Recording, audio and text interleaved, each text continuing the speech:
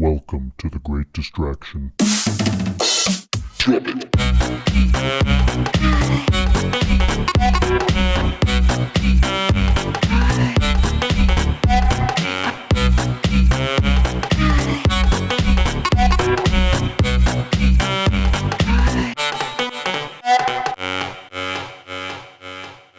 Welcome back, folks. This is The Great Distraction, and today the topic of discussion is actually a continuation of homelessness. My name is Ben. With me today are my co-host Thomas. How's it going? And Rick. Hey, everybody. If this is your first time listening, welcome. We thank you for joining us. The Great Distraction is a podcast that focuses on a vast and a random range of topics, and we hope that each episode leaves you with, if nothing else, a little something to ponder. Man, I stumbled a little bit there. Were you pondering? I was pondering. It's getting a little late over here. I was pondering curling up in my bed and sleeping here, but out there in listening land, if you recall from last week, we left off on going over actually just a list of some of the many reasons why people end up homeless, and how does this happen? And the last one we spoke about was drug addictions, which is obviously like the most obvious, right, or the most commonly promoted. Let's say, I don't know if I want to call it obvious, but nevertheless. One of the most commonly promoted. I didn't really find any stats talking about whether or not that was, that could prove either way if that was true. It's not. I couldn't find anything where we're polling a whole bunch. Remember the data from the HUD annual assessment report that was coming out. I didn't see anything in there about this many number of people were addicted to crack or whatever. Yeah, I think. With the addiction part, though, there would probably be several variables that went into play for them to become homeless due to their addiction. True. Right? They probably had a steady job, were partying too hard, got into legal trouble, or got into an accident, or got a divorce, and then a series of events happened and they wound up on the street. Yeah, I can see that. So it's hard to gauge. Do you blame this on drugs, or do you blame this on bad decisions, or do you blame this on maybe there was a mental illness addictive? Maybe it's just addictive nature, and that got them into. Yeah, okay. So I see where you're going with that. There's just way too many variables. Yeah, maybe that's why they don't bother doing that. I know in California the Alcohol, Drug, and Rehab ADP, Alcohol and Drug Program, I think is what it's called. Anyway, I could be wrong about that. They do cover a lot of stats on demographics for drug use and alcohol abuse and stuff like that. But I don't think there's anything putting those two together. Like how many people of this age group addicted to this drug end up homeless? So I didn't see any correlational studies done between that. I didn't look too deep into the alcohol, drug, and rehab programs stats, but that might be actually interesting for another episode someday. Another common cause that I think doesn't get enough media is elimination of pensions. A lot of people lose their pensions, and wow, that's actually a good point. I hadn't even thought about that. Dude, when you're 70 years old and you've been living off of a pension, and your house has been paid off for the last 10 years or 20 years or whatever, and all of a sudden they cancel on you. Some the Republicans cancel out your pension because they're always trying to kill pensions, and they win. It's happened to counties in this country. It's they're constantly after the state pensions. There's always somebody after state pensions for those that still have it. Most people don't even know what pensions are anymore because the private industry companies don't give them anymore. Yeah, well, I mean, my stepdad is a union auto worker, and he has a pension. He worked for 42 years or something for Chrysler. But, there's a lot of people, especially in the Midwest, who worked for, the automotive industry and things like that, or UAW members, that their pensions are getting cut all the time. My parents are both my stepdad and mom are both in their mid-70s, and they've been retired for 10 years and living on the pension. A lot of the issue, too, and I see this with a lot of elderly women that end up homeless, and my mom is already in fear because my stepdad's in bad health. He's 79 years old. They basically live off of his pension. She has a little bit of Social Security. She worked all her life, worked very hard her entire life, just gets basic Social Security. If he passes away before her, they go from making, I think it's like $2,900 a month to $700 a month. Wow.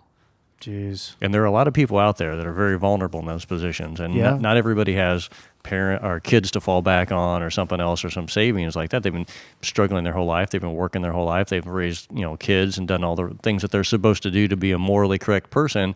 Now they're in their 70s and they barely have enough to scrape by. My grandmother lived in Burbank, California for 50 years. When we finally moved her into a nursing home in Texas, where my uncle lived, she was getting $1,100 a month for Social Security. Her rent was $1,000 a month. Got to work a job. She was 92 years old. You can't work. Okay, so there's a perfect example, and then you combine that with maybe some health issues. I was going to say, or just getting old and having dementia or anything like that. Well, that's mental. Yeah, I was going to say mental issues too. And there's a lot of elderly people in those situations. My grandmother was starting to have dementia, and we were noticing it enough that we could actually try to figure out a solution for her, but she lived on her own. Yeah. So had we not paid attention, she could have easily walked outside one day and just disappeared. Or worse, I obviously won't say who, but I just heard a story about that. So one of my buddies, his grandmother lived on her own and was getting worse with dementia and not being aware of where they were. And they went over there, and I just heard this just recently happened that they found some dude shacked up in there with her. Yep. And who knows what was going on. He probably told her he was her son. Who knows? They found some dude living there though, and that's insane. So That's now scary. her daughter, my buddy's mom moved in and like, whoa, holy crap! I mean, somebody's got to take care of this. This is not good. Yeah, but anyway, I see it does, and I see a lot of elderly homeless people around here. And I guess that's, to me, is one of the most discerning things when I see homeless people. When I see really older people who are homeless, it really gets my attention, and because of my grandmother. And then when I see, and my parents now in their age group, but then I also see really older women. I mean, if you're an American citizen or any citizen of any place, and you see people in that situation and you're homeless, and I don't know about you, but it's really tough for me not to at least carry that with me, think about it, try to be a better person, or I don't know. I mean, I don't have a solution for these things, but I can't just look over and go, there's some fucking homeless person. They're a lazy bum, which is what a lot of people do. Yeah. We cannot look at homelessness like that. Nope, because there's a lot of justifiable reasons for it, and that's one of the reasons I wanted to put this list and together. A lot of us are on that verge where a lot of people even have good jobs or living paycheck to paycheck. You got 3 or 4 kids, you're doing what you're supposed to do. All of a sudden, your wife gets laid off. All of a sudden, you get laid off. Next thing you know, you guys went from making $3,500 a month to making nothing. That, and I feel like when you're younger, and by younger I mean like under 60, you or maybe under 50. I don't know. It depends on who you are and who and what and how you are. You get this kind of sense of I can recover from this. I can bounce back. You get the bounce back mentality, right? You're like, we'll figure something out. We'll figure it out. That's why, we have kids when we're young, right? So you can figure it out, and figure out how to afford this entity that you've just stuck yourself into. And you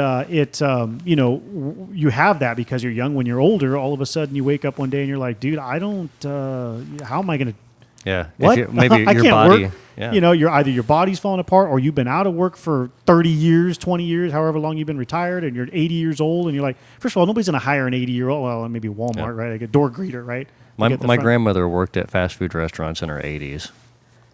Dude, what? It broke my heart. That's wow. Yeah, and when I first moved to Los Angeles, one of the reasons I moved there was to try to help her out, and I started going to visit her as much as I could.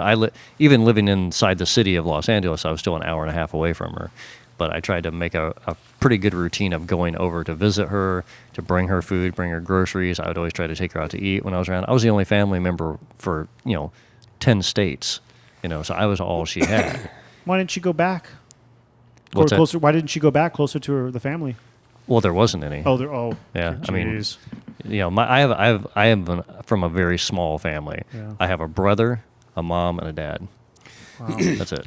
Well, that and being that old and in a vulnerable state in Indiana, I imagine if she's in Los Angeles. But if, in Ben's example, if she were to move back to Indiana, she was never from Indiana. Oh, where was she from? California. Oh, okay. That explains. Okay, that's what I was thinking. She was from. Family. Yeah, I was thinking the same thing. The only Indiana thing for me is when in the 70s, my dad was an engineer for auto racing, and we moved to Indianapolis because of his career. Wow. My family's from Southern California. Okay. My mom grew up in Reseda. I did not know that about you, Yeah. Thomas. I'll be damned. Yeah. Learn something new every night. Yes, Well, my that grandmother. shoots my example down. Yeah. Let's get off this one because it's kind of fucking depressing me. So, elimination of welfare.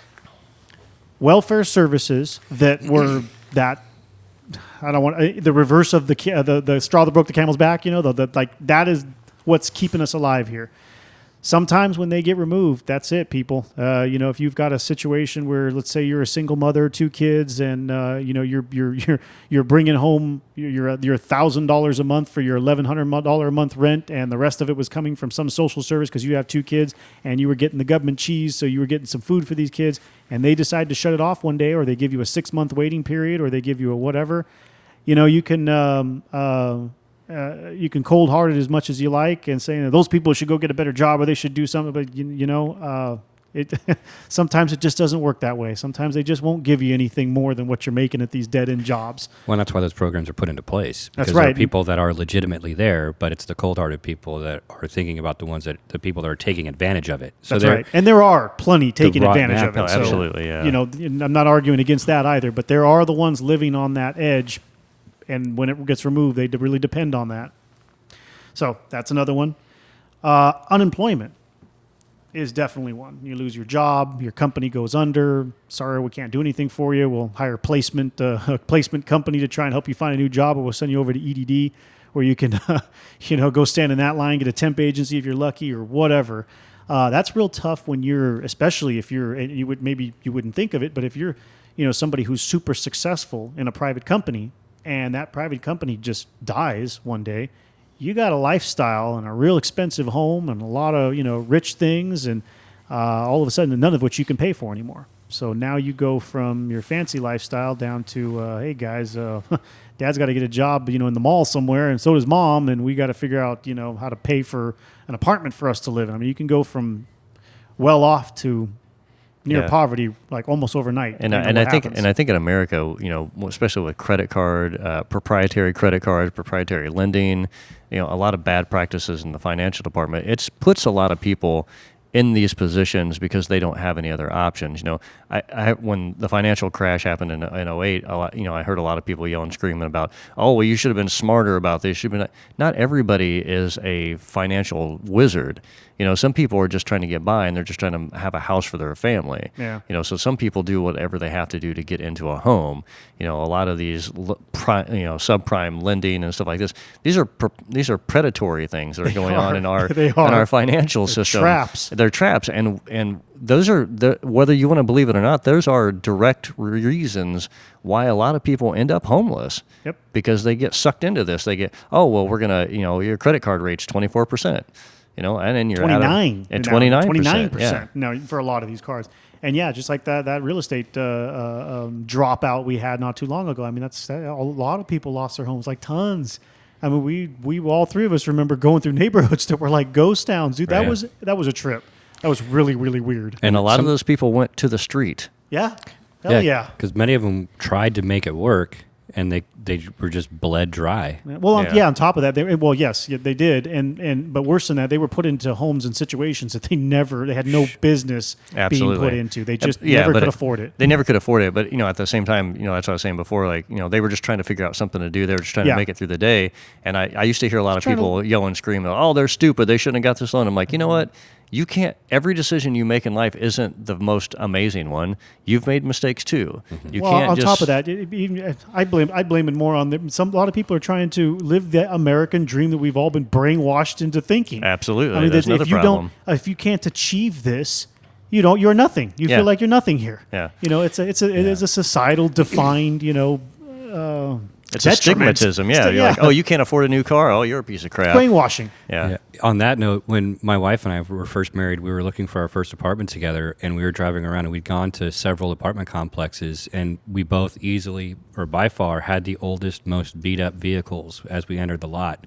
We'd go in and talk to the property manager to find out that we were not qualified to live there because it was a low-income housing community, and we both made too much money individually for the household.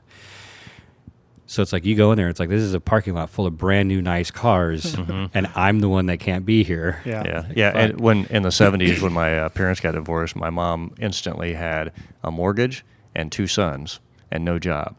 Yeah. And she went to get basically she tried to apply for welfare and stuff like that, and they denied her because she had been married that year and Oh, it was wow. based on her husband's income, who my dad basically skipped town, Yeah. and she was like, well, that person's gone. Nothing. So, I mean, my mom being an amazing, resourceful person, I always have a ton of respect for her. She did everything she could. She knew how to sew. She took out little ads in the newspaper sewing. She did people's laundry Damn. because she had a washing machine. She started babysitting. My mom is one of the most resourceful people I've ever met, and it blew me away, and it taught me a lot of things at a young age, but a lot of people aren't like that. Wow. I got lucky. Yeah. We could have easily been on the street. Yeah. She still has that house. She held on to that house. That was her main goal, was to hold the house. We need somewhere to live. Wow. But it's also the 70s compared to now. Yeah. So I think it That's was a little, still I'm impressive. not saying it was an easier time because I wasn't an adult and I can't make that call, but true. nonetheless, she was unemployed, recently divorced, 2 kids, a mortgage, no job. A lot of America's in that same position. Yeah. Yeah. Today, for sure. Yeah. And on the unemployment one, I think there's also a lot of variables that go into that lead people into becoming unemployed to becoming homeless. If you're a painter or a laborer and you get hurt, maybe not necessarily at work, but in a car accident, and you're out of work for 3 months, you're not getting paid for that time. You can lose your house, your apartment, or whatever, or maybe you have to sell your tools to get by. Yeah, I Or mean, if not you're- everybody has 6 months worth of bills stashed in a savings account. I don't know many people that I don't. I don't anybody either. that I know has very that. few people who have a month's worth of backup funding. I'm in the same boat. What I do is very physical. If I get hurt, I'm scared to death of getting hurt. I tell people this all the time. I'm like, yeah, I can keep this going as long as nothing happens to me. If I get hurt and I can't work for 2 months, I mean, the rent here is outrageous, and the cost just to keep the place going is pretty high. It would take probably 60 days and it'd all be gone. Yeah. And so many people I'd lose my studio and lose my business, but there are people who would lose their house where they have their 3 kids. Yeah. So I mean, I figure I could survive a little bit more better. I don't know, because it's just me. I don't know. I'm But sitting here trying to think of this movie that I watched one time it was extremely scary, but it was about a very well-off businessman, and they worked for some big tech company, I think, and they were essentially rich. They had a fat house, they had all this nice stuff. He had a wife and a couple of kids, all this beautiful stuff, and for whatever reason, he just overnight lost the job. And a lot of people in that industry had lost a job. And the whole movie is about watching, the first weeks after, okay, well, how do we make it by? We'll sell the brand new Mercedes, and then we'll go down to one car, and we'll sell this car and go get a jalopy, or whatever, beat up old car. And then slowly the furniture started going, and the little kids are, Mommy, where's my couch going? And Mommy and Daddy can't afford a $5,000 couch anymore. We had to sell it. So, and there's just slowly moving things out of the house, the big screen TV, and it's just like watching this horrible degradation of what somebody built up with a bunch, again, granted a whole bunch of shit they don't need, but nevertheless, very materialistic whatever. existence. Nevertheless, it would still, imagine how disheartening that would be and how soul crushing it would be to disassemble everything piece by piece by people who are coming in, lowballing you, and they don't care what you got. They see you're desperate, and they're gonna offer you $50 for that $4,000 television, And if you're desperate enough, you just might take it just so that you can make it to the last point of making that extra mortgage payment so you can keep this box that you've purchased for one more month. And then they ultimately end up losing all of that. And I can't remember how the rest of the movie went, but the majority of the movie was just watching this degradation. He couldn't get another job. It's something that's scary about. A lot of people don't think about too, is you're doing really, really well for this company. Maybe no other company cares about what you do there. And as you keep making more and more money, or how marketable are you to other companies? Are there even other companies who do that kind of work? You might be making $100,000 from these guys, but nobody else will pay you 20 for it because they're like, we don't need whatever it is you do. There's no other jobs for that, or we don't have any openings for that. You could be in a very niche market. Then you're done. Your job, $300,000-$400,000 a year, and your fat house that you got no way to sustain it, and you have to lose it. Yeah, I think we've mentioned it several times about how relationships are handled nowadays in our society and in business, that it's very short-sighted and people are used up and kind of discarded real quickly. Our throwaway culture. Yeah. And when you were describing that movie, I'd also kind of imagine what the community would look like. If you had the tech company lay off a lot of people, I'm sure this is like a track neighborhood where everyone in the neighborhood lost their job. And the first stage is maybe like they try to set up a community to try help support each other, and then that starts to whittle away, and then they become kind of very packish for like maybe just them, their family, and their neighbor, and then it's them against everybody else, and then now it's a free for all. Everybody's on their own, and so it's not just the degradation of your physical property, but also your community and your role in society. Yeah.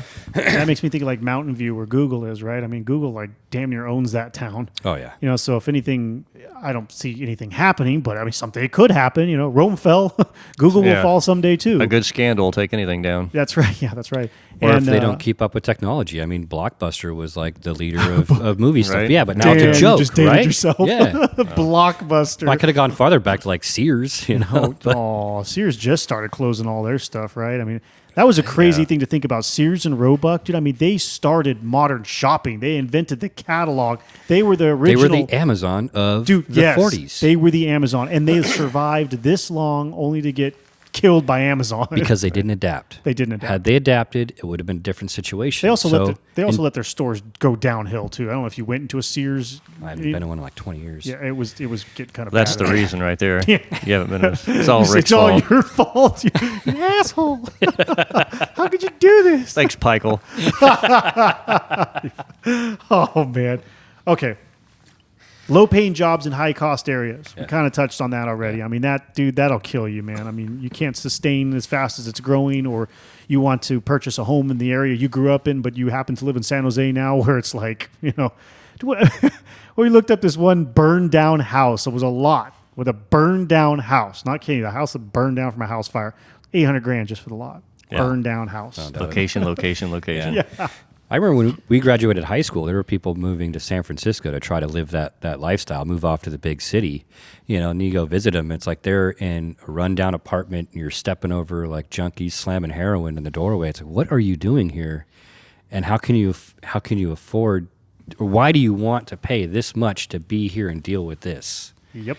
You know, it's like, I think it's just the experience. that was what they were I don't going need that for, was the experience. experience. Well, not everybody They're just does. never Some people do. They're just never going to be at their place, yeah. You know, and good for them because they put themselves way out there to try to make it happen. And I'm sure one way or the other They were was willing to decent take a risk. Yeah. I mean, so I got to give them credit for that. I mean, but you know, and back to the job thing, you know, look at a lot of the Midwest, you know, when industries change, you know, sometimes a lot of people just get dumped, you know, like look at the automotive industry and look at the manufacturing in America.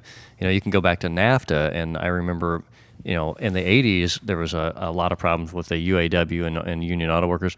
My stepdad, who was a union auto worker, was laid off for 4 years in the 80s. Damn. 4 years.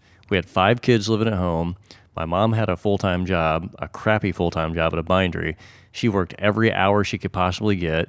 He was a high school dropout who had basically a 9th grade education. He could not get another job. He was making really good money working for the union auto workers. Outside of that, he had no viable skill. Yeah. He basically was unemployed for 4 years. I mean, it was a huge struggle. And a lot of people were in that position. They learned how to do one thing. They're an older generation. They got this union job or whatever, and all of a sudden the industry changes or layoffs go or somebody buys out some other company, and now you've got 15,000 people who are unemployed. Or they move to Mexico or something like that. Yeah, that's another thing. That's another example too of somebody who gets paid, could possibly be getting paid very well in a company. You put in 20 years in a company and you've gotten raises, you've gotten built up. And let's say the average pay for your job there is, you know, $30,000-$40,000 a year. And because you've been there for 20 years, you're now making $80,000 a year. Well, and all of a sudden it closes down. Nobody's going to pay you $80,000 a year for that job. Because they don't care that you put in that many years. And your lifestyle is based on that income. Exactly. And you can't sustain it. Yeah, and another thing that's a bad thing about that too, especially, and I saw this with the UAW, or not necessarily UAW, but the union auto industry in general, because of my stepdad. You know, those guys get up there and they have to give them the pay raises. They've been there 35 years. Yeah. So now they can force you into early retirement, or basically force you to not work anymore, because they want to hire this 22-year-old guy who's going to work for $26,000 a year, and they're paying you $85,000 a year. Yep. I mean, it happens all the time. And that's one of the good things about unions, because it protects them from just firing you and filling your position with the 22-year-old. So hopefully, anyway. Yeah, that is a good. But they will find a way to squeeze you out. Oh yes, because they're trying to cut costs. Yeah, Yeah, and that's a every huge industry savings is for like them. that. Yeah, Save 40,000. they can hire 3 $50,000 guys for what they charge this one old guy Exactly. who's crabby and shows up and just a pain in the ass all day. They get 3 guys that are young and trying to get signed, and that's the way the marketable employment in America is. As you get older, my brother's in his mid-50s and he's already worried. He has a lot of viable skills. He knows a lot of people, and he can. I wonder if that's one of the reasons they pushed out and removed the mentality of apprenticeship, journeyman, and all the way up to the mastery, right? Because if you have somebody who's been there for doing this job, hopefully it's got some skill required for it that they could, for 30 years, 20 years, or whatever, they could be considered a master of that job. That assigns a certain amount of respect to that justifies that pay. Mm-hmm. If you eliminate that title, well, then they're just an average Joe is getting paid too much. You remove that respect that you should be earning in the workplace, and then therefore you're easier to replace. Now, instead, if we had the structure, the hierarchy of that structure, and you wouldn't want to take the 22-year-old who came in who's just going to be an apprentice to replace a master, that's insane.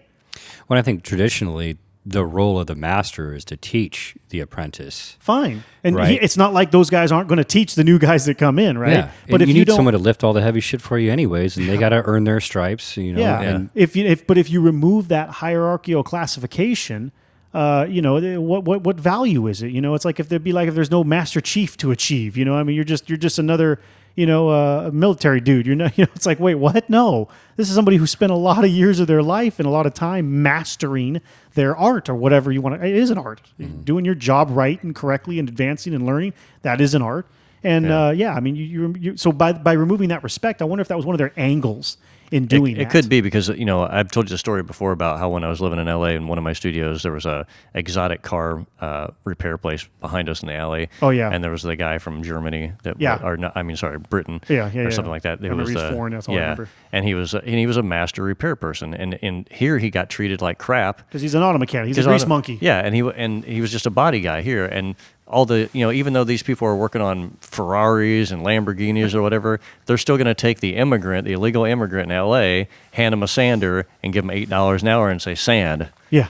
And why this guy can completely dismantle the car and fix it perfectly, a $300,000 car, and they won't even hire this guy because you want a real salary. Yep. Now we can get by doing this, and that's the attitude that a lot of American business has, and it is leading to a lot of these problems as well because we don't value people. No. Well, if we don't value people, then we're not going to pay them a living wage or craftsmanship. Still a throwaway society. Yeah, and it's been based on that because it's easier to sell and we can make more money off of selling things. But we're also having everything we manufacture in other countries doing it. I always hear the thing about Apple. Apple's such a great company.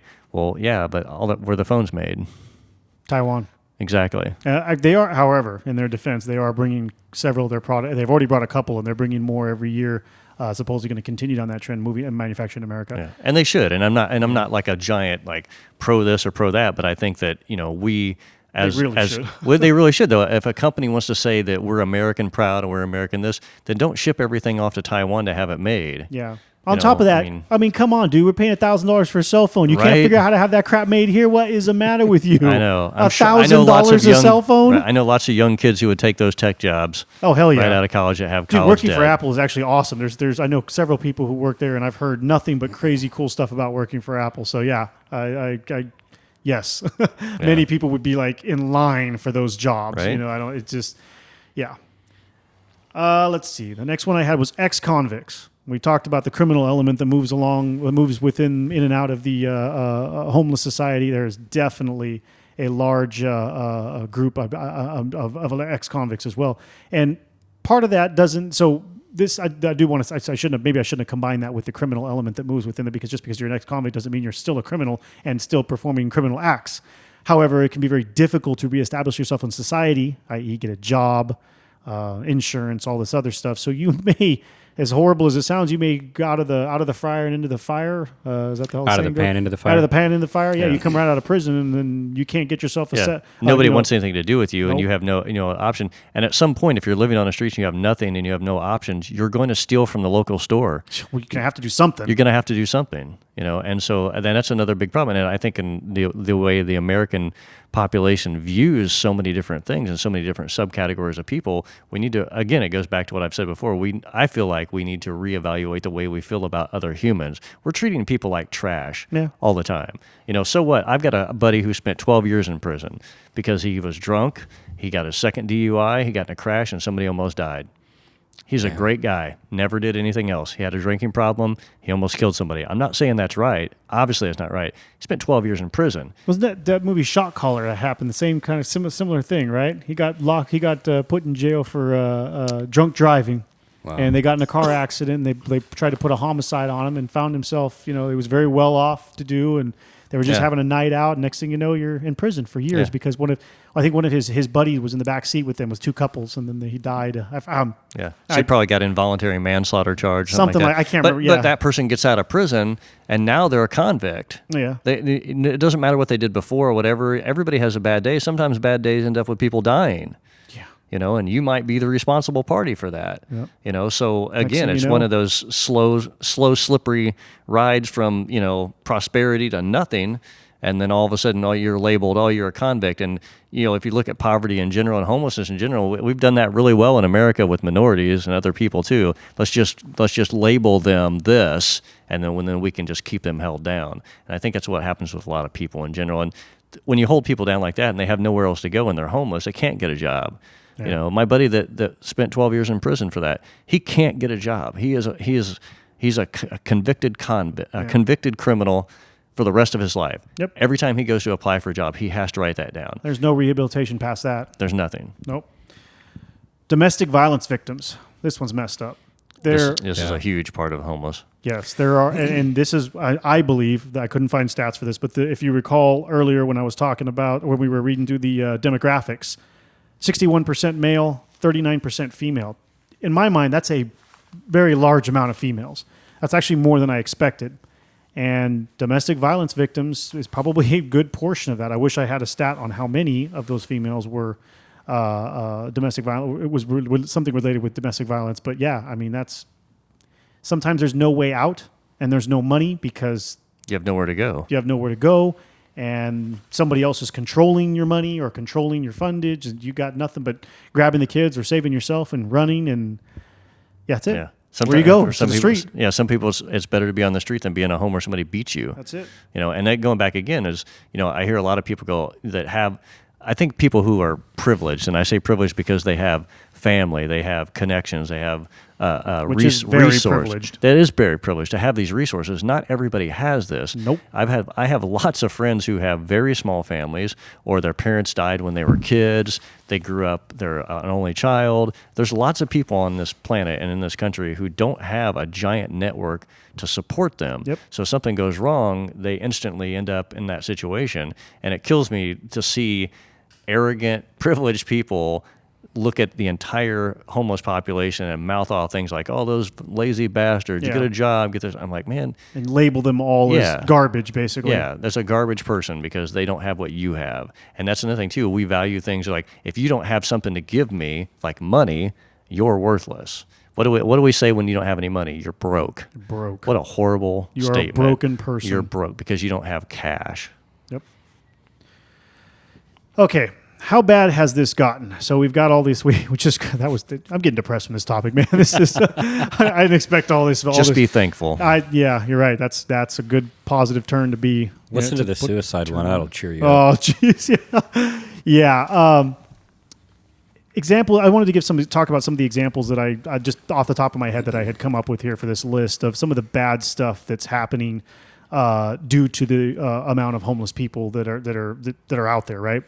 And one of the first things I wanted to kick that off with is that I don't know how many of you out there have heard of this, but it's happened. It's happened in California a couple of times with our roadway services having to clean up large homeless encampments. So before I say what has happened a few times, I want to throw out there.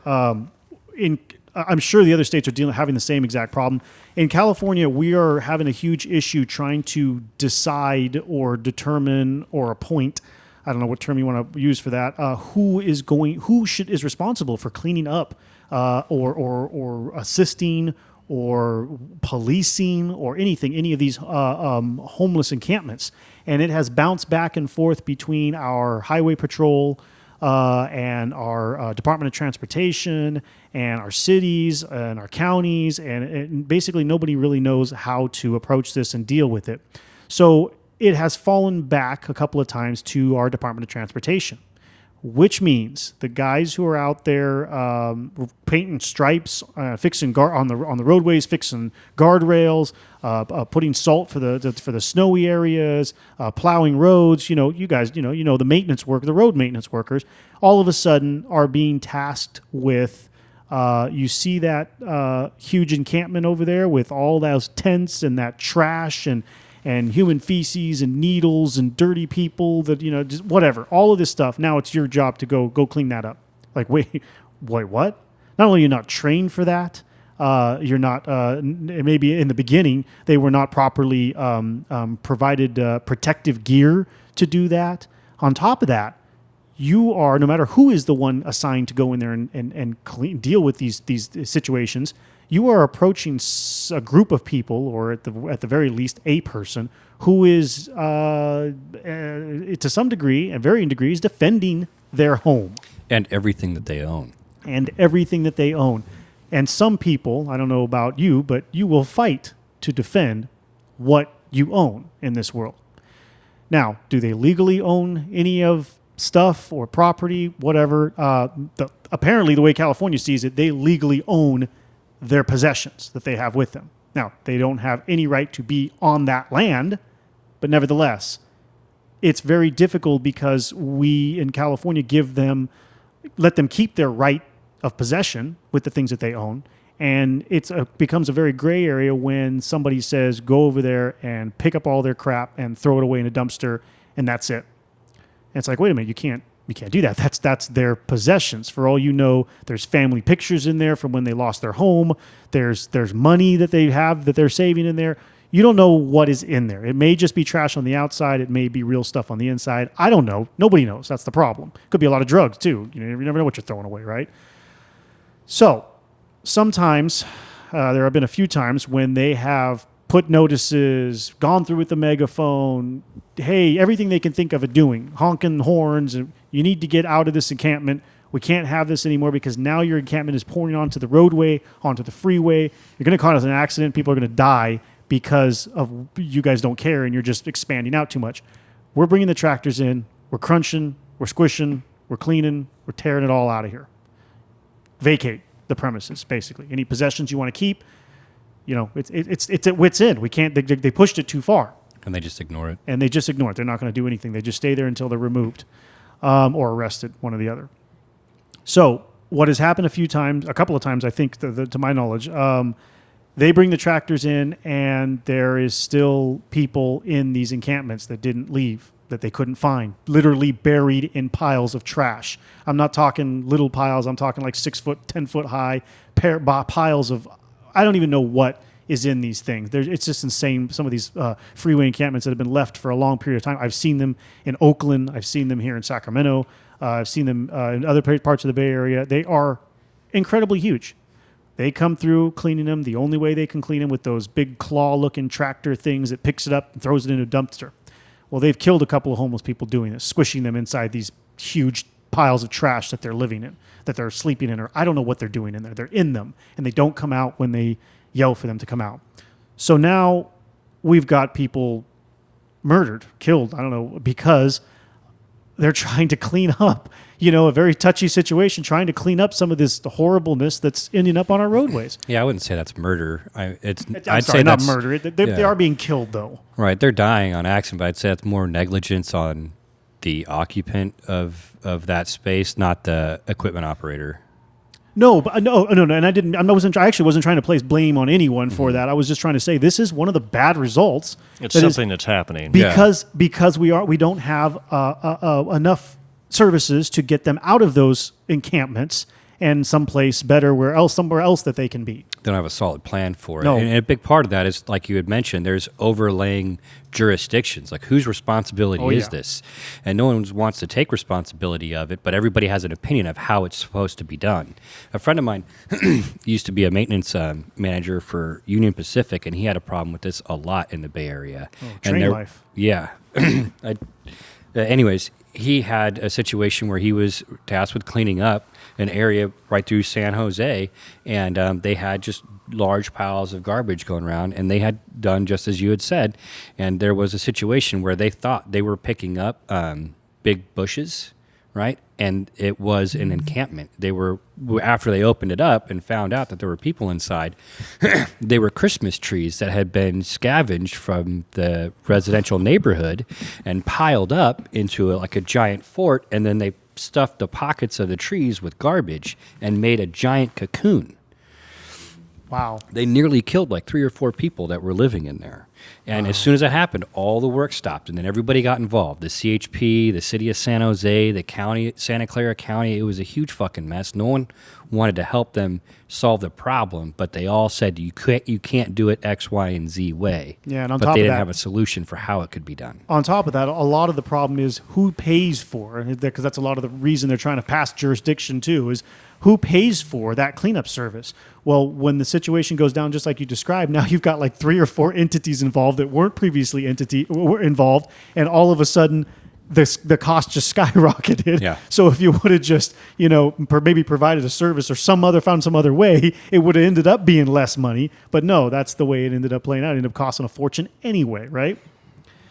So as a result of that, one of the other bad points that I wanted to emphasize here is that now you also, as a result of this, end up having homeless people attacking some of these guys who are like just normal dudes, man. They're just going to work. They're maintenance trying to do their workers, job. They're just trying to maintain the roadways or maintain the railways or be their police officers, doing their job. And you go in there, they're being attacked. These people are defending their you can reason with them and tell them all what they're not allowed to do all you want. They don't care. They want to stay. And they've got, nasty weapons. They don't want And nothing to lose. No, and nothing. That's the worst part. They have nothing to lose, and that can lead to some very dangerous situations, and of course, obviously, some extremely unsafe situations for the workers. And I have heard of too some of our transportation maintenance workers just flat out say, no, I'm not doing that. That is not safe. That dude is swinging a bat at me, or that dude has a knife. And you can call the cops. Okay, fine. And now you've increased the cost of this thing. Now we have a police officer there. It's a mess. It's just a very sticky, bad situation that goes downhill really, really quickly.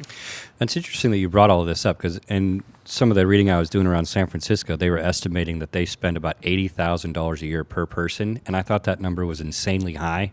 But when I take into consideration things like that, where they have to stop work from city workers and the police have to get involved to deal with someone, or they have to move an encampment, all those costs add up really quick, and you end up having 12 people standing around trying to deal with and 4 or all of a 5 sudden tents. it's $3,000 an hour Yeah. for labor for people who are involved in this situation. Yeah. And the machine rentals and the gas and the food and the overtime it's just people don't understand how expensive it is to have people do work. Well, It's not volunteer work. And you clean out this park and walk away, and 3 weeks later, everybody comes back. That's it. They just leave overnight, then they come back. right So back. that's the other problem is why are we spending, then it's not like they're not looking at that. They're saying, we got on one side, we got the general public saying, hey, do something about this. This is terrible. Somebody's going to get hurt. Okay, fine. We'll go in there and do something. They'll complain about how expensive it is. Mm-hmm. They won't like how much you're spending on it. And then 3 weeks later, they'll be back and the same thing will start all over again.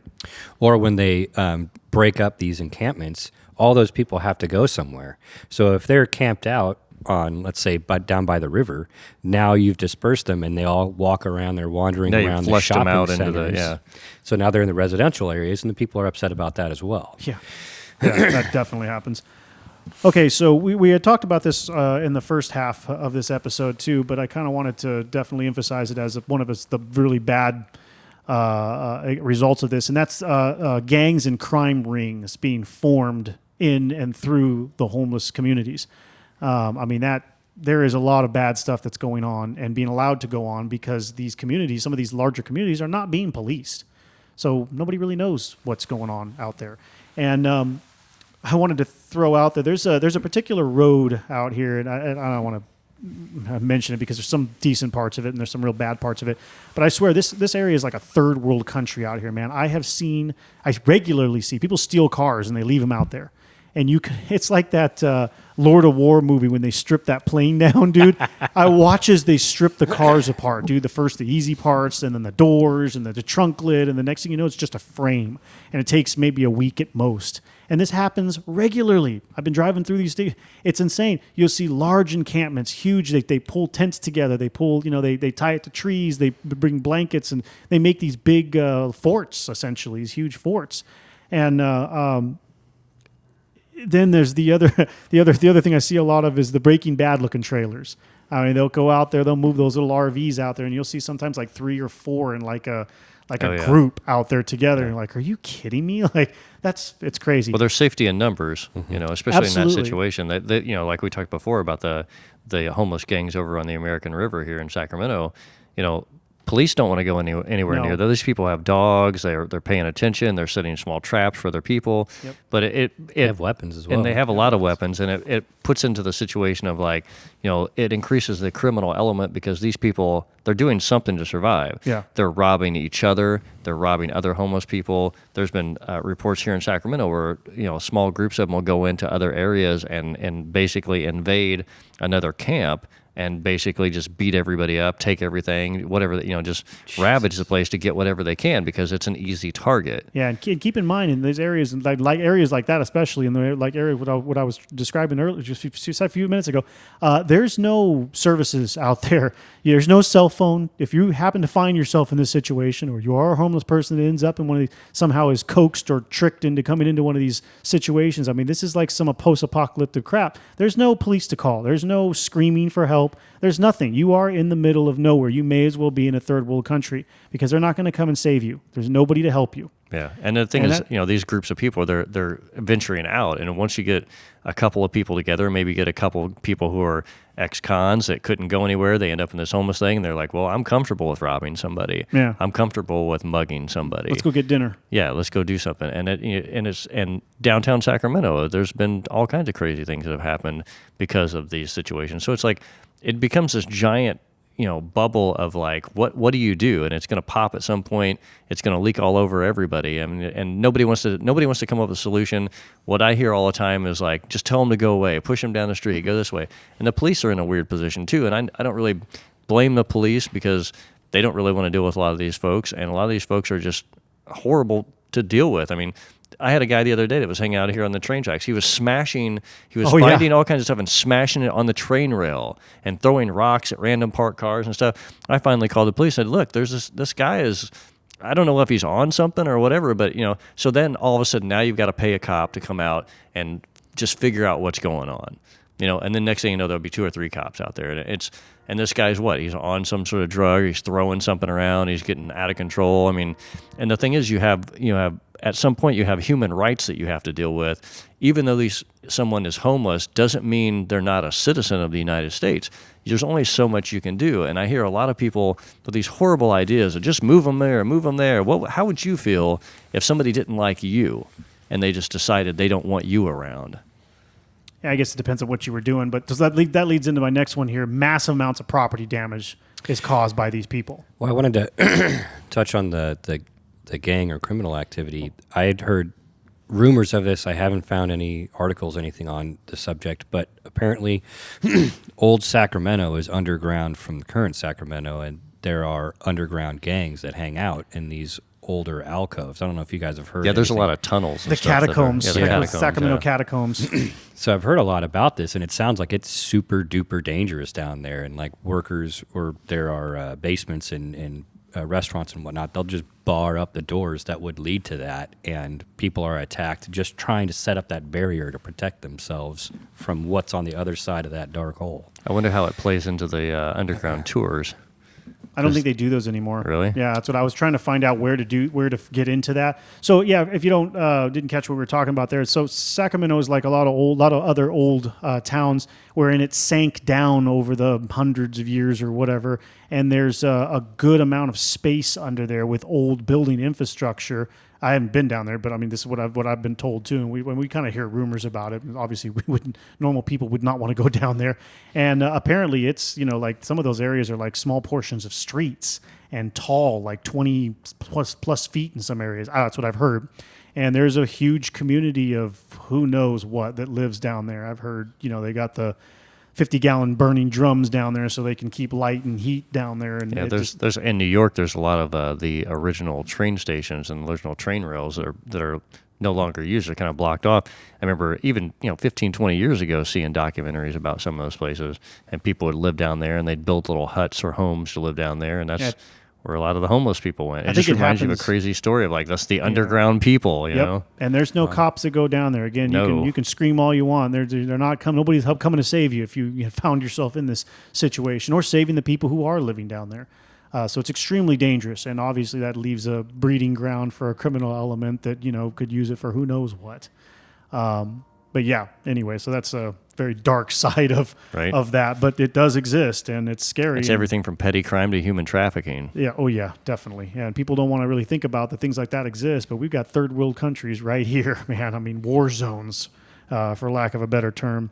And okay, so that kind of goes into the other one we'd already mentioned too. Tons of trash and litter from this stuff. I mean, a lot of these homeless places, encampments, just seem to collect it. They love it. Yeah, if you've ever come into downtown Sacramento off of 160, and right as you come into town, it turns into 12th Street.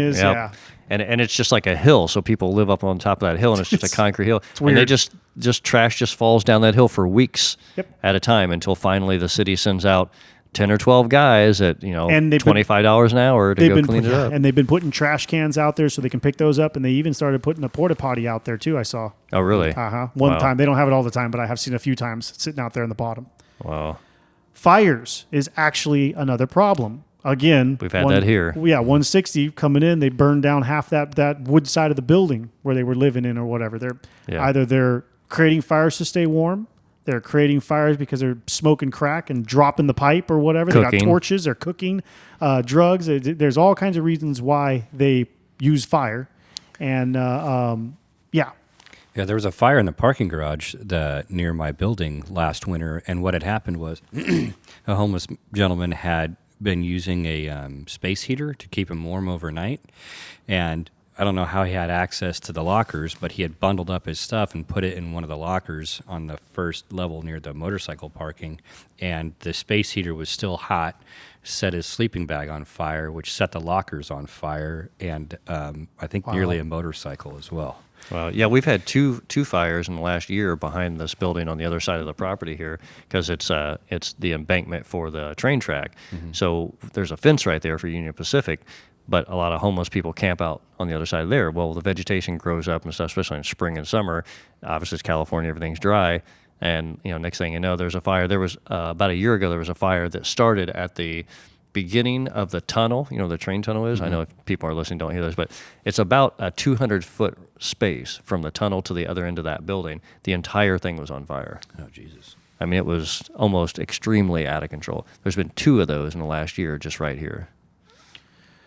All right, let's get a little bit into some of the solutions that have come about, kind of put a little positive tone on this. And I can't believe how long we've gone to. I'm sorry, I apologize, everyone. We're going to have to, I'm not going to break this into 3 episodes, so we're going to make this one go long. But there's just some important stuff I want to cover here.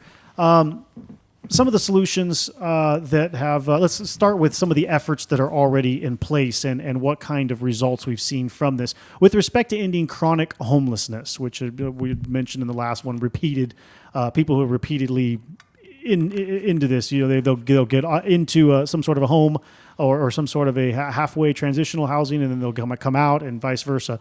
Since 2010, individuals experiencing chronic homelessness has dropped 16%. Since 2010, there has been a 200% increase in permanent supportive housing. So there has been massive effort in the last decade as far as increasing permanent housing, dropping 16%, not too bad. Ending veteran homelessness. From 2010 to present, the amount of veteran homeless has been cut in half. Those that remain in 2018, that is, 62% of them stay in shelters or transitional housing programs. And I mentioned in the first episode that, there are actually entities that are trying to find veterans and assist them. They're actually kind of being not hunted down, but sought out. That's what I was looking for, and helped into these services and these systems to keep them off the street. So people are targeting. And if you recall the stat from last week, it has dropped like in half since 2009, 73,000 to 37,000 as far as homeless veterans go. A lot of effort to end homeless families, those with youth and children, youth being under 18 and then children being, I guess, a lot younger than that. 25% decline from 2010, since 2010. And in 2018, an average of 65% were sheltered each night. And homelessness overall is down 13% since 2010. So there is a trend going down. And for most of these graphs that I saw, it wasn't an up, down, up, down. It was a steady down. And that's good. That shows that there is some progress being made. New efforts that are coming or already in place. I could not obviously go through state by state and find out what's going on with this, but since California is one of the worst, I figured, well, hey, we're probably what we're doing is probably relevant and important because we've got one of the biggest problems for it. In 2018, they passed Props 1 and Props 2. We voted and we approved and they passed.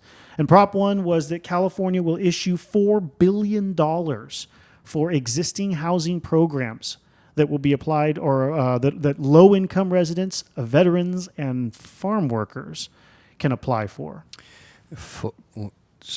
So they get new homes? Is that what's going on? $4 billion goes to what? Low-income, it just says existing housing programs. So that should, and I didn't look into what that, there's always the gray area, right, with how propositions are promoted. Existing housing programs may just be temporary housing solutions, transitional housing solutions, shelters, but it could also be VA loans or low-income mortgages or FHA. Who knows what else it could go into, right? Okay. I don't know. However, it's one of the funding sources that's supposed to assist with dealing with the homeless situation. At least that's how they sold it. So hopefully it gets used like that. Again, you never know with how these things are going to pan out and where $4 billion is going to go. That's a lot of cash. That is. Prop 2, California to take $2 billion in bonds for housing people in need of mental health services. And they're taking this money from the Prop 63, which is a previous prop, Mental Health Services Act.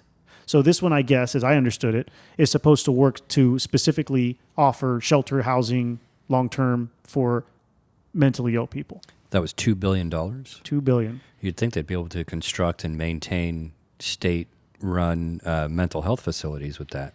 I don't know. Well, so that's back to the statement I made, I think, last week about there's so much money being allocated. Sometimes I don't understand why we can't reinvest in those exact same things. I mean, that's permanent housing for people with mental disabilities. If we're getting these kind of budgets every year, it's not every year though. That's okay. just it. Well, but we do get props. But we do get huge budgets every year, and say we get a bump like this, where all of a sudden this year we're going to get $2 billion. Build the buildings. Build the building now. Use the money that comes every year to support it. Yeah. Yeah. And if you can house 100,000 people, that's 100,000 people that aren't using the other resources for the homeless population. Maybe some of them can get rehabilitated and back on their feet and make space to I don't know about 100,000, but a good amount. Yeah, $2 billion should go pretty fucking far. Yeah, 100,000 is like a whole city though, like a good sized city. Well, what I found was, as far as like statistics in California, I think that was about 130,000 homeless people. So if so going back into that relative thought, I think you could easily take a large percentage of those people and help place them somewhere with that kind of money. Yeah. But again, it's going to get 70% of it gets swallowed up in, administrative fees. All right. The last thing I wanted to discuss here as far as possible solutions go, or it's something that we probably all at one point or another have considered in our lifetime. And there was quite a bit talked about it in my little research here. And that is the question, does giving food and cash to individuals actually help? And that really depends on who you ask. And let's say I looked up a couple of responses here. The official recommendation, and this would be by your local government services or the police department, kind of unanimously, is give that money and those donations to services set up to help homeless. rather than just giving it to them directly. The idea is to push them into shelters and donation service bank, food banks, Salvation Army, and stuff like that to kind of like be a central distribution point for that kind of stuff, rather than just giving them the option to spend the cash on whatever it is they want, be it a good thing or a bad thing. The Pope says, hey, Is it a Pope? is the Pope. He says, it's okay, it's good. Just don't give all your money away so there's some left for the churches, okay? Large concern here is that if you give them cash, this is what I hear a lot of people complain about, or they're concerned about, is that the first thing they're going to do is go use it on drugs and alcohol. Or there was even a funny picture I saw, which I don't know how funny it was, but I thought it was kind of humorous. Somebody had shown a picture this was a Reddit thread, and they were asked, the thread was about, do you give money to homeless people, right? Do you give cash to homeless people? One guy said, no, I don't, because this is what I've seen them do with it. And he looked like a cell phone picture. He was in a convenience store, and there was a homeless person. They left their basket where they had all their stuff inside the middle of the convenience store, and the homeless person is bent over pulling their scratcher out. So they spent their money on gambling, essentially. Yeah. Okay, I can understand that. Hey, man, maybe you're just thinking, man, this gonna be my lucky break finally, and I gotta have a way out of this and win some money or whatever. But in that state of your mind, some people look at that like, what the hell, dude? I didn't give you money to go buy a scratcher or play the lotto. I gave you money to eat McDonald's for the day. Well, the two things I'll say real quick is, I don't know if you've ever seen this. There's a guy in LA who does a lot of these videos where he just kind of like does like sort of examines things, little investigative things. And him and this other guy, they were going around places in Los Angeles and walking up to homeless people, and they'd watch somebody randomly go up to them and hand them a $100 bill. Whoa. And watch and see what they did. And a vast majority of the people that they gave money to went and bought food for other homeless people. Nice. Okay, that's going to coincide right with what I was just going to say right now. One study was done by unknown. I couldn't find a source for it, but I believe these kinds of things because just like what you're saying, I've seen... And he's got videos all over YouTube. Yeah, I was going to say that I've seen YouTube videos where they've done stuff like this. This one happened to be done in San Francisco's Union Square. And they found that 94% is what the percentage they came back with of the money that was given was spent on food. Now, I don't know how big of a sampling that was or whatever, again, this study, but, whatever. And they said that on average, the average panhandler earned about $25 or less per day. Depending on how you spend your money, that's definitely enough to survive on if you're just buying food and maybe getting into your $5 to $10 a night homeless shelter. But it gives you some ideas that maybe it's wrong that some of these guys are not making as much money as you might think they are, standing out there begging for money. Yeah, but that's the money they're getting on the side. That's not including the other resources that they're pulling in. Yeah, if they have access to something else, sure. And I wish I could remember where exactly I read this, but there's a couple. I've seen this a couple different times when we talk about the homeless. There's cities across America who have tried all kinds of different things to help people out, and I've heard multiple reports of cities that were offering homeless people jobs to help clean up the city. Mm-hmm. So all you had to do was show up at 8 o'clock in the morning. You didn't have to have anything. You show up. We'll give you these bags or this or whatever. We'll give you rubber gloves, whatever. And if you bring back X amount of bags, we'll pay you a certain amount for cleaning or whatever. And there's quite a few people who have been homeless who have used that to propel them. They had a little bit of initiative. They wanted to, change their life and do something. Here was an opportunity that they would have never gotten, and they're helping clean up the city. I think programs like that are amazing, and I don't understand why we can't try some things like that. I can't believe we don't have road crews. I mean, I guess it costs money for somebody to manage them, but I can't believe we don't have road crews putting people like that to work. If you don't have a job, go pick up trash on the highway. We'll pay you, $5 an hour or whatever. You don't have to pay them. So I guess maybe you do have to pay them a minimum wage. Maybe you have to pay them minimum wage, and that's the problem. That's just too much money. Or maybe it's not a pay at all. If you come volunteer, we will give you food. So, I mean, it's not a paid job. We never said it was a paid job. We just said we'll feed you or we'll let you into this shelter that we've built. Well, that's why I go back to what I said before, and I think last week we talked about this a little bit. With all this money that we're allocating in yearly budgets, if we could mortgage buildings or buy older buildings, we're going to have this money every year to allocate because it's part of the budget. So, the state can get a 30-year loan on an old hotel that they fix up or whatever. And so maybe a criteria for somebody to live there is like, okay, well, you have to work 5 days a week on a cleanup crew. to help clean up. Well, the truck will come in the morning at 7 o'clock. You got to get on it. If you don't report and work and you don't have an actual reason that you're not working that's, legitimate, then you're out of here. You don't have a place to live. But this is, we're just doing exchanges for our places to live anyway. Whatever your job is, you're just exchanging that so you have somewhere to live no matter what it is. Yeah. So why not, allocate some of these things? Like I said, I think there's a lot of programs that as we move forward with solving some of these problems, we got to start thinking outside of the box. And there are homeless people who will work. There are people who want to change, and if we never give them a chance, then they're never going to have anything. And I think in giving them a job, they have a purpose for that day. They have pride. Yeah, there's pride and dignity that comes with the work that you put in. And if you're that work there's a direct correlation to earning your place to live, there's a lot of pride that comes along with that. And I think that could help some of them hopefully get out of the situation that they're in. Yeah. Or they show up to work even on the days they're not supposed to be there. They build a relationship with the paid city employees that are managing them, and that guy helps them get a job with the city or whatever. Absolutely. And I don't know if you drive around California much, but there's trash everywhere. Yeah. That's what bugs me. That's the first thing I said is a cleanup crew. Oh my God, what we used to use old school chain gangs for, but I mean that was obviously unpleasant. A little different, yeah, a lot different than that. But I mean, hey, you almost have almost free labor if you were just feeding them a meal, 3 meals a day. Yeah. I mean, come on, dude. Or you got an exchange of somebody to have permanent housing. Yeah, that's a hell of a gig. You're a healthy person. You're willing to work. You want to try to do something. I'll tell you what.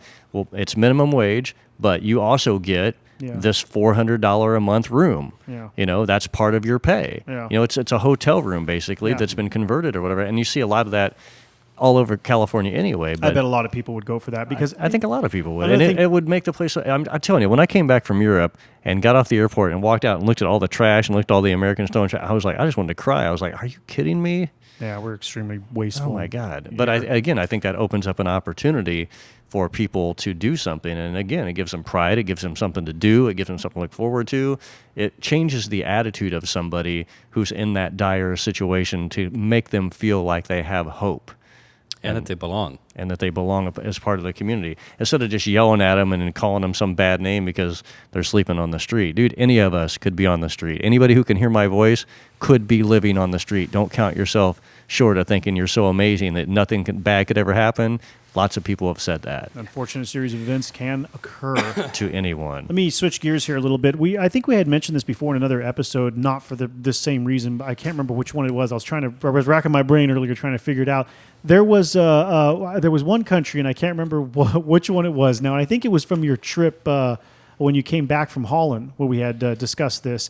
But I had read that there was actually like a card reader, cellular connected card reader that they would issue, that the state or the government would issue to homeless people so that they could take donations via credit card. I do remember talking about that, yeah. It's like, so some countries, some areas have done that. I don't think anywhere in the U.S. has done this that I know of. So not only are you getting a free cell phone, you're getting a reader.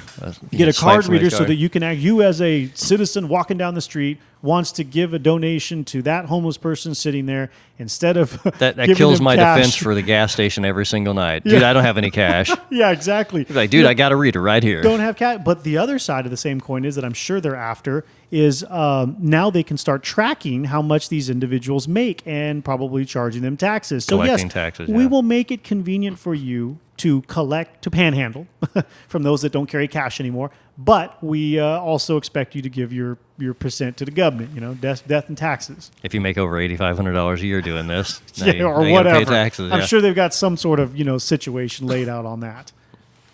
Yeah, it just seems like a waste of resources to be handing that stuff out and just giving them another way to panhandle. And I think it also opens them up to fraud.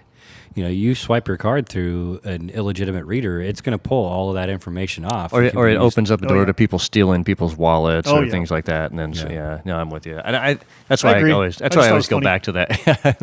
That's why I always go back to that work thing, I mean, and I think it was Texas or somewhere like that, but I remember watching this interview and this guy was just like, blown away. He's like, finally somebody would give me a job. And for years, all he wanted was a job. See, and some people think like, oh yeah, just go out and get a job, you bum, It's not that dude, easy. McDonald's ain't going to hire you if you smell bad, haven't showered, don't have, a car. They're just not going to hire you. No contact information, Yeah, no address, no phone, no nothing. They're not going to hire you. So you can't just go out and get a job. You are very limited to very select jobs that you can do. And if you can't earn up enough to panhandle to save up to go get yourself a suit or I don't know, something, whatever you Just would need. clean clothes. To go get the job. I mean, you're screwed.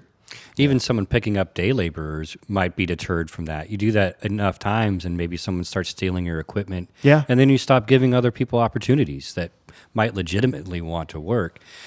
But now your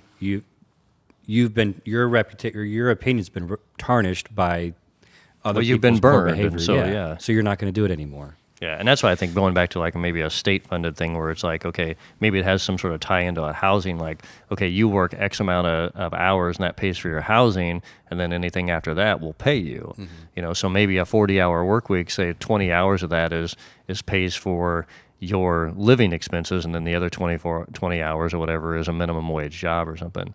I don't know, and that that kind of it puts a little bit of money in someone's pocket, and it gives them shelter. You know, I mean, it's a great idea. It's sort of free labor for the state in some way. I mean, there's lots of things they do with convicts and things like that, people in prison and different type of labors. But, I don't know. It's just another option, I guess. I don't know. I think it should be explored. It's a great idea. I agree. Yeah, and that's it's one of the reasons I wanted to talk. I wanted to bring that up. Kind of come full circle. Yeah, from what I researched, from what I read, and from what I just know from my own personal experience. I've never really found a right or wrong answer to whether or not you should give cash to individuals who are homeless. I think that a lot of times it's better to give them food. And I did read this one story in one of the Reddit articles where the guy said that his friend was homeless and told him this story. So he reiterated into this Reddit thread. And he said the guy was holding a sign that said outside of a convenience store or some sort of a pharmacy or something like that.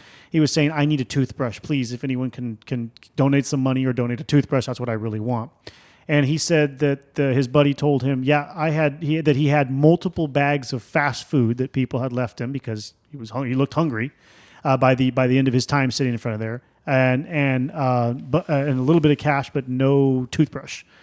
So I don't know that he even got enough to get the toothbrush, but people were willing to give him fast food, pretty regularly, pretty plentifully, but not what he was, the one thing that he was trying to get, in order to survive or whatever. So, yeah. Well, I've seen programs even here in Sacramento where, especially around the holidays, groups will get together and they'll come up with like little bags of things to give. Yes, to homeless people. I have seen that too. And yes. I totally Supplies, love that. Sundries, toiletries. Yeah, things like that.